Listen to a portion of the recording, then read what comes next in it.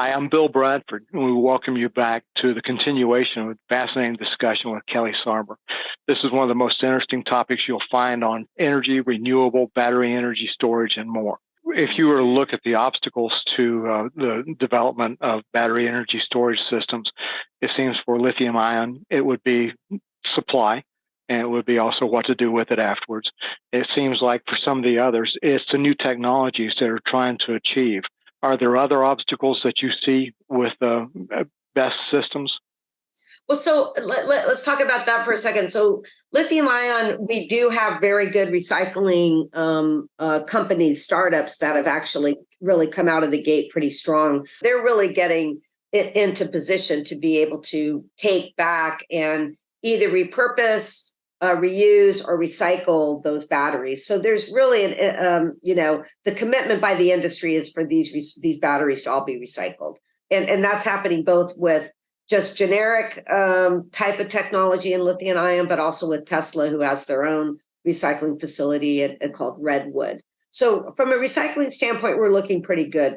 I'd say that the issues around lithium ion also are safety. So we have had events where we've had thermal runaway, where projects have caught on fire, where the communities have been, concerned, about siting. And so I think with lithium ion, especially really large projects, we have to be really conscious of where we site these and make sure that we don't have sensitive receptors that are close by, and keep them really in industrial locations.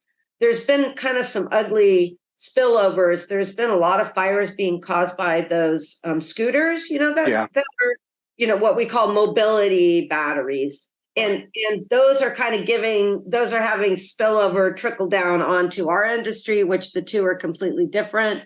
But I think as a whole, the industry really needs to address safety around lithium ion and try to figure out how we can guarantee that communities can feel safe and secure, and that these projects are going to do what they need to do, which is provide resiliency and zero emissions, and a small footprint for generating power locally there, but without having any impacts. That's the secret. And so I think the industry needs to do a better job, frankly, around safety of lithium ion and how we can make sure that the appropriate codes and rules are in place so that people don't get hurt by these scooters and these bikes that keep catching on fire in people's houses.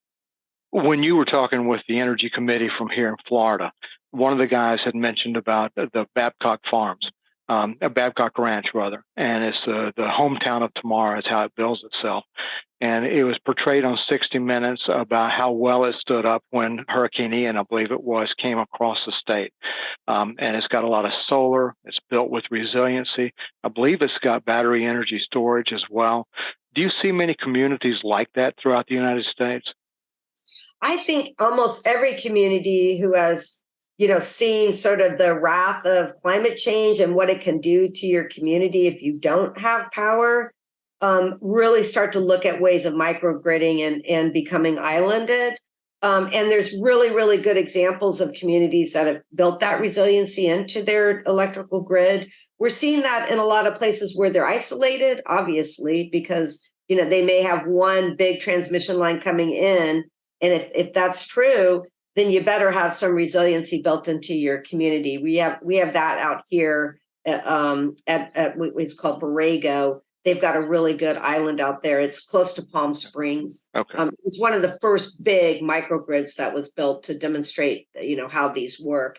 But they can be done in a lot of different ways. They don't have to necessarily work outside of the grid, but have the ability to do that if they lose power. And that's coming down even to a granular level. That's why people are, proud of themselves when they have solar on their homes and they do, a little battery storage at their house, because that gives them a little bit of islanding. And so you can take it from the homeowner to the neighborhood, to the community, to the city, to the region, and you can have layers and layers and layers of that kind of energy independence built into the grid. And we're really seeing a lot more focus on that and that kind of planning happening around these cities that need that resiliency. And then, on top of it, we're seeing a lot of new software and ability for there to be give and take. Because in the past, it just kind of was one way, right? The power came out and you used it. Mhm. Now, like, for example, when you plug in your car, we want that plug to be able to talk back to us so that we can make sure that it's charging your car during the cheapest time of the day, that if there's a grid problem, that we can ask that particular piece of equipment to power down or power off.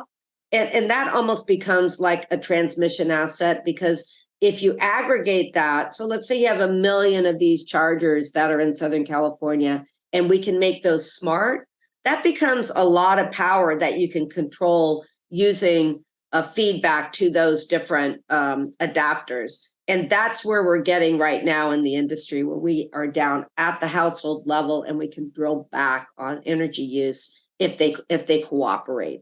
And that's called demand response. We're seeing a lot of emphasis put into demand response now in every state, because it's a super, super simple way to create more flexibility in your power use and your power balance without having to really bring in a lot more power, because you're using the power you have more efficiently.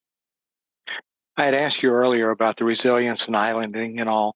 Do you see many people who are using these types of systems and wheeling the power and using it for and selling it and making money on the difference? Definitely, especially in that industrial commercial corridor and the folks there. That's a real game changer for them. We're starting to see a lot of corporations. In fact, last year was the biggest record amount of corporations becoming independent power players. Yeah. I mean, so if you're like a Google or a Facebook and you have the amount of power that they need, those guys have become very sophisticated in actually building their own power resources. They used to do it just for themselves. Now they're looking at sort of playing at the nexus between providing their own power and providing power to the grid. So there's a lot of different ways that you can play in that space. And it's really driven by what state you're in and what market you function under. So the state of California, there's a lot of emphasis on what we call arbitraging power during peak times. And you can make a lot of money doing that. That's why there's so many people developing battery storage here. But the good news here is that we can also sell different things off that battery. So on one hand, I can make money when I can play the peak, because it gets expensive because there's no power, and we turn the battery on and it can kind of take that gravy off the top, right? You get paid that. But we also get paid voltage support, meaning that we can come on and create more voltage support. And usually if your lights are flickering, that means that your voltage is down. And that could be, a function of what's happening with storms outside the region, causing problems to the overall grid voltage. Another area that we're getting paid for, that's a benefit, that's a resiliency benefit, is what's called resource adequacy. So a lot of communities are bypassing their utility and going straight to market to buy renewables.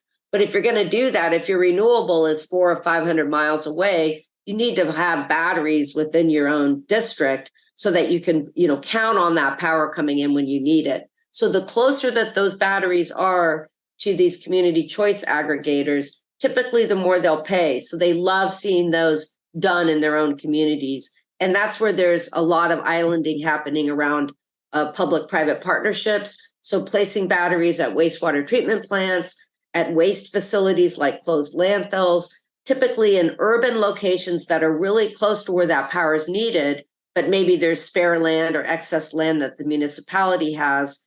And then they want that benefit of turning that particular facility, in this case, let's say a wastewater treatment plant, into almost an energy campus, where they're making energy off of biogas that they're getting from their digesters, that they're making energy off of biogas that they're getting from their landfills. That's a 24/7 resource. And then by placing batteries there, where we're using that power from these 24/7 resources and then using it very efficiently when it's needed. So the communities really like that. And they're more and more, we're seeing those opportunities develop around, opportunistic siting for areas where we really need batteries, but where land is at a premium. I had some discussions with a variety of people around, and they were talking about using the solar panels they've got in the high Sierra and different things to make green hydrogen. Do you see much of that in your area, and do you think that's coming quickly? So, I mean, everybody's talking about it. Green hydrogen, blue hydrogen, brown hydrogen. Yeah. There's another thing, a lot of companies trying to get traction to develop these hydrogen hubs with the money from the DOE. The secret with hydrogen is going to be they're super, super energy intensive. And so you need really cheap renewable energy to develop those. So there's going to be an obvious slant to put these hydrogen hubs at locations where you can access cheap energy. So that would be like out at my project where we've got 3.2 gigawatts of power. Wow. That's 3,200 megawatts, plus 2,000 megawatts of energy storage. Now, in that case, we're out in the middle of the desert and we can make fairly inexpensive solar power, and we can use that to run electrolyzers. But then you've got the problem of water, and also you have a problem of transportation. So there's a lot of research being done on direct injecting hydrogen gas into our currently existing, natural gas pipelines. Well, you're going to hit a certain point where you can't put any more of that in. I'm hearing it's about 25%. Oh, really? Okay. But when you really think about electrification and renewable energy, most people will tell you is that renewable energy isn't going to be the bulk, or isn't going to be the workhorse that everybody needs it to be, that there's going to have to be other alternative fuel sources. And that's why hydrogen is so hot right now, excuse the pun, because it's one of the only, climate change fuel resources that isn't considered a fossil fuel, depending on how it's made. Yeah. But there's still going to be a lot of challenges that need to be worked out. And the cost of hydrogen is really expensive right now. So again, we're going to have to scale that industry, probably using money from the DOE, probably doing a lot more of these pilot projects, really bringing a lot of stakeholders that have infrastructure that would benefit from direct injecting hydrogen, like a lot of the oil and gas companies. And then, trying to really scale that business to make it happen. But you talk to like Con Edison in New York City, and they've got a big steam loop that they count on for a lot of their heating. And they'll tell you that, that they're scratching their heads with how they're going to be able to electrify all of that. So there is a lot of emphasis on trying to make sure hydrogen's going to happen. Yeah. And during one of the earlier conversations you and I had, you mentioned that energy storage is one of the fastest growing segments in green transition. Do you see that continuing? And if so, does that anticipated growth vary by state? Oh, I mean, it's just been amazing how much energy is pouring into standalone storage because of the ITC that was passed with the recent IRA. I hate to use those. So the investment tax credit that came out of the Inflation Reduction Act has really been a huge stimulant to the industry, with billions of money pouring in to develop these projects from a lot of the renewable energy companies and private equity venture capital. So yeah, the business is it's booming. There's development happening everywhere. But I will say development typically happens where the market supports that. Yeah. And so that's, again, you're seeing California, Arizona, Texas, New York. I think other states are coming. And, so we're as developers, we're always opportunistic, looking at how these other states are going to grow and hoping that they look at markets where energy storage has had a really good track record growing privately, that those markets adapt those market mechanisms that reward batteries so that we as developers will come and invest in that state to put the batteries in. So you're probably seeing Massachusetts probably coming, New Jersey's coming, Pennsylvania, Ohio sort of coming, so typically California leads the way. Texas is its own animal, and has different reasons why the battery has grown so quickly there. New York, on the other hand, has been following more of a traditional pathway. They've got a lot going on, but the market still isn't great for energy storage, but they're making changes to make it much better. And that's what we're seeing happen in some of these states now is, how can we replicate market conditions to attract that same type of billion-dollar investment to make our grid more green? So, and a lot of times, I hate to say it, it can be red and blue, although there have been a lot of red states that love renewable energy. It seems renewable energy seems to have a lot of bipartisan support now because they've seen the amount of jobs, and also that this hasn't killed completely all, the rest of the energy industry. Yeah. Well, looking ahead to 2030 and then on to 2050, what do you think the future of renewable energy is? Well, I think that we're going to continue to see a lot of traction in both solar, in wind, in energy storage. I think we're going to see a lot more focus on like what we talked about, resiliency around independence. If the government continues to invest in manufacturing here, we're going to hopefully have our own industry here in the United States. I think that's really important because we are so beholden to the Chinese right now for most of these products. And, we need to be able to make those here, but it's going to cost more because we cost more to make stuff here in the United States than it does coming from Asia. So that's going to be a little bit of an adjustment, but it does give us independence. I think we're going to see technologies come forward. I think you're going to see a lot of more flexibility in the way these grids are managed. Hopefully you're going to see a lot more decision making and less waste because we're going to have smarter ways of managing what we've got. I think that the big emphasis on charging, I'm hearing that in communities where they're expecting a 30% more capacity necessary just to support the charging infrastructure. So you basically, a lot of these communities are going to have growing pains as they try to address the gap between what they need to charge electrically and what the grid can do right now. So the grid is already a little bit constrained because we're trying to drill back on fossil fuel and replace that with renewable energy with batteries to help balance. And then on top of that, you're going to put another 30% need for power. So that's going to be a stressor for a lot of communities that currently are just struggling just to meet generating capacity now, and that are kind of forced to use dirty energy, which I would say, everybody thinks that we've just got, 90% of our power is renewable now, but it's just not like that. I doubt that even like 6 or 7% nationally is renewables yet. It's interesting. Before we got started, you mentioned also that you received an honor and you had just gotten back late last night from New York. Can you mention again what that was? I think it's very impressive. Oh, well, no, I mean, anybody is welcome to join. I love this group. It's called Clean Tech Leaders Council. It was started by Jigger Shaw now, who is at the DOE. And it's a consortium of a lot of clean tech leaders. But there's not, it's invitation, but everybody's invited, right? Yeah. So I mean, it's prestigious to have somebody ask for you, but I'm extending this to anybody who's really interested in our industry. You would really get a chance to meet some of the movers and shakers in the business, and it's a really nice cross functionality. So I work really on the utility scale. Like my project's 18,000 acres. Huge projects, $5 billion capital. My New York project's almost 200 million. But it's fun for me because I get to meet people that are working at the microgrid level, or they're working in software development, or they're trying to bring fleet management where they're taking fleet batteries and using big, bus fleets actually as standalone. Yeah. And so it's just a lot of interesting things happening, and it's a way to kind of find out about what's going on in the rest of the country. And I think that's a great secret too, is replicating projects that are working elsewhere and bringing them to different locations.